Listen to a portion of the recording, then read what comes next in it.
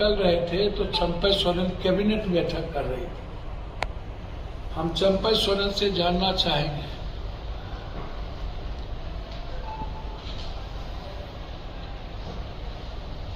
कि आपने कितने पैसे लिए और आप गुरुजी के आंदोलन में और कुर्बानी में अपने पीठ में खंजर क्यों लगा?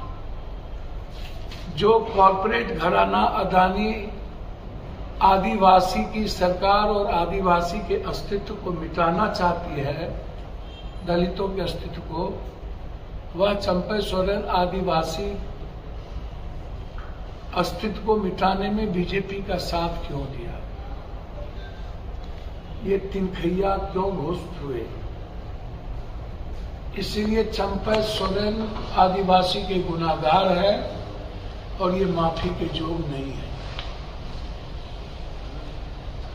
चौथी चीज, सीता जी आज भी घर में हमारे लिए मां की तरह, भाभी की तरह। सीता जी से हम जानना चाहते हैं कि आपको किसी ने निकाला नहीं। कल्पना जी एक घर हाउसवाइफ थी, आपको सबसे ज्यादा तरजीह दिया हमारे भाई ने, बड़ी भाभी मां के समान, कभी भी किसी बच्चों में कमी नहीं रहने दी। आप दशरथ जैसे पिता और भगवान जैसे गुरुजी को जीते जी आपने उम्र कम कर दिया। इतनी तकलीफ आपने एक दशरथ को और एक जो संथाल में जिसको भगवान की पूजा की जाती है जाकर, ये बीजेपी से बड़ा कोई रावण नहीं है। और हमेशा सीता जैसी मां बहनों को ये छल करके, लक्ष्मण जैसे भाई को छल करके भिक्षाटन के रूप में, तो हम क्या इस आदिवासी समाज के लोगों की भूमिका और अस्तित्व जो बनी थी वो बनी थी अंग्रेज के खिलाफ खत्म करने की। संथाल के आदिवासी भाइयों ने अंग्रेज को सबसे पहले खत्म किया, तब सिर्फ तीर धनुष था। आज आदिवासी के हाथ में संविधान भी है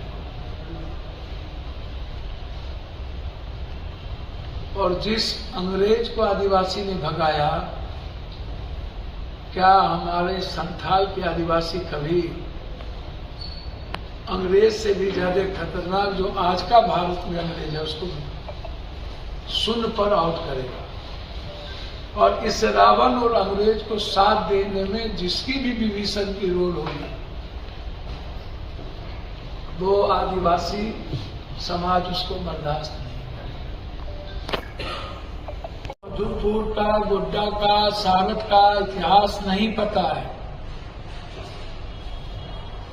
और मैं उनको बता दूं, उनसे ज्यादा गर्मी है दुनिया में, लेकिन हमारा जो संस्कार है, यहाँ के बीजेपी के कैंडिडेट को मैं बता दूं, वो कमजोरी नहीं है, वो मेरा संस्कार है।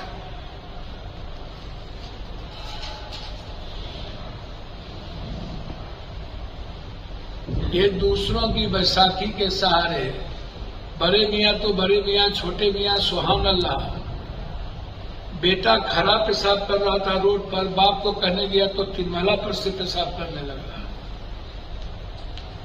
ये जो प्रवृत्ति है गाली गलौज की, दूसरों के खिलाफ गंदे भाषा की प्रयोग की, टिट फॉर टैट जवाब हम भी और कोई भी दे सकता है, लेकिन ये इन लोगों को हम पे खाना नहीं होता है गोबर।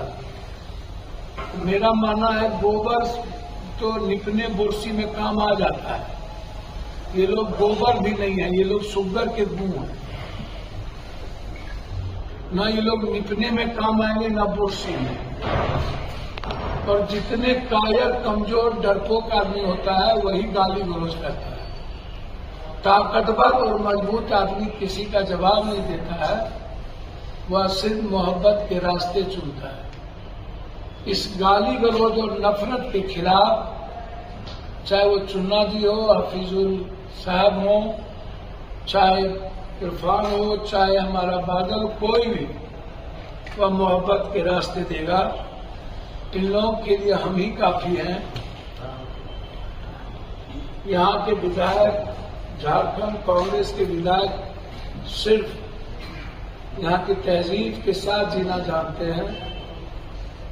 हफीजुल साहब के भाई 5 बार एमएलए रह करके सारे हिंदू मंदिर संस्कृति को ज्यादा अपनाए, सारे गरीब और हिंदू का सम्मान उन्होंने ज्यादा किया, और वही स्थिति हफीजुल जी की है कि वो चाहे मंदिर हो, चाहे गुरुद्वारा, चाहे चर्च हो,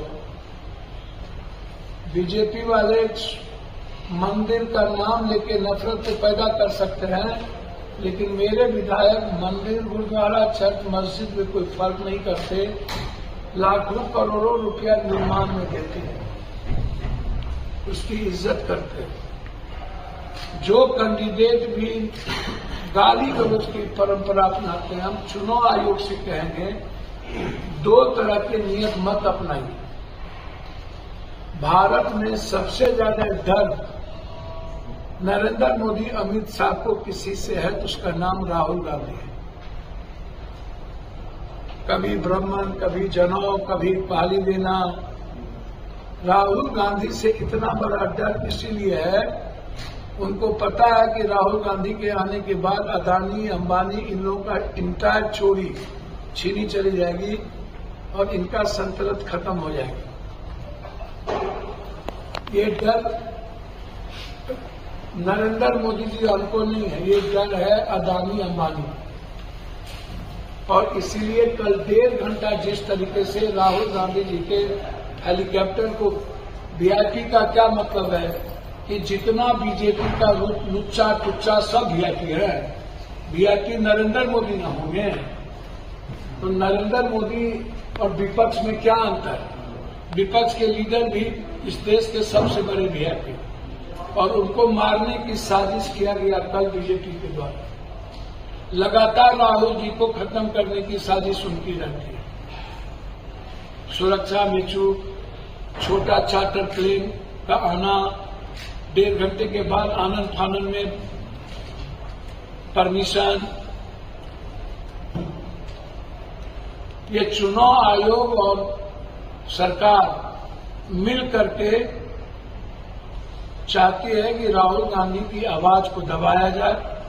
झारखंड के अस्तित्व को जो चोट किया जा रहा है, बाहरी लोगों को बैठाने की, हेमंत सोरेन को मरवाने की, राहुल गांधी जी की आवाज को दबाकर आदिवासी के अस्तित्व को मिटाने की।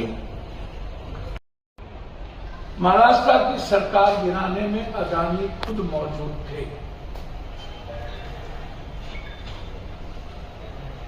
खुद मौजूद थे।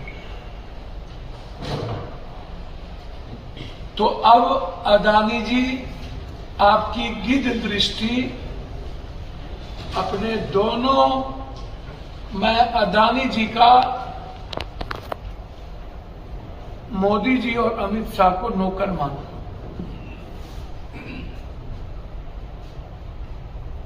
देश के सेवक नहीं है, चौकीदार नहीं है, अदानी के नौकर दोनों। अदानी जो कहता है मोदी जी और अमित शाह वही करते हैं। अदानी जिसको सीएम बनाना चाहता है उसी को बनाते हैं। छत्तीसगढ़ में भी उसी को बनाया, गवर्नर रघुवर दास को बनाया, उड़ीसा में भी उसी को बनाया। तो इस कंट्री को चला ही रहा है अदानी।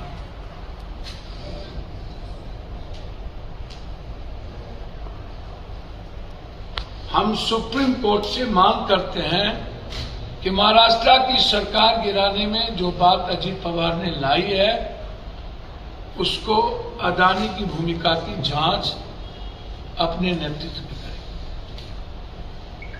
कि कितने पैसे उन्होंने दिए। तीसरी चीज, चंपई सोरेन बीजेपी तो सीने में मारी चंपे सोरेन से भरा विश्वासघाती खंजर, और चंपे सोरेन मिल करके हेमंत सोरेन को जेल भेजा था बीजेपी के साथ। सारी साजिश का पर्दाफाश हो गया। और पहला सवाल है कि पूरी दुनिया में 17 लाख रोहिंग्या, पूरी वर्ल्ड मात्र 17 लाख रोहिंग्या हैं पूरी दुनिया, और मेरे देश की आबादी है 140 करोड़। 140।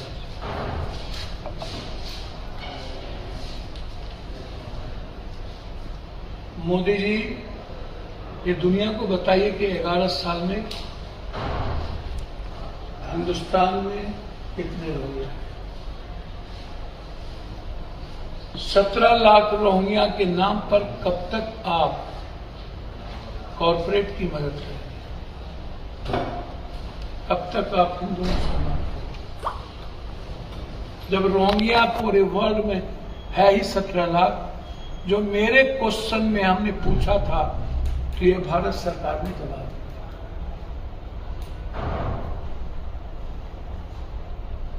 और 17 लाख में 11 साल में कितने लोग आए? आप क्या कर रहे हैं? आप 11 साल और 6 साल 17 साल में आपने रोहिंग्या को क्यों नहीं निकाला?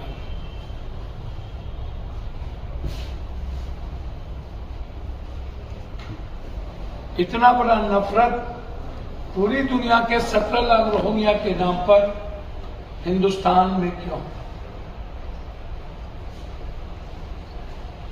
दूसरा, अजीत पवार जी ने कल अपने इंटरव्यू में कहा कि हम अमित शाह जी और अदानी जी मिल करके सरकार गिराए। हम जानना चाहते हैं कि अदानी किसी भी सरकार को गिराने का मतलब एक बिजनेसमैन का क्या कारण है? परसों के इंटरव्यू में अजीत पवार ने पूरी नंगा की है। अमित शाह जी को बताना चाहिए कि अदानी किस हैसियत से सरकार गिराने में रहता है। अदानी की नजर अपने कठपुतली वाली सरकार बना के मिनरल्स पे, कोल पे, माइंस पे, पोर्ट पे, एयरपोर्ट पे, रेलवे पे, जमीन पे, जल पे, जंगल पे, जमीन पे कब्जा करने का उनकी नियत होती है। पूरे हिंदुस्तान के गरीबों के जल, जंगल, जमीन और इंटायर संपदा पर अदानी का कब्जा, मात्र किसी सरकार को गिराना उनका मकसद है।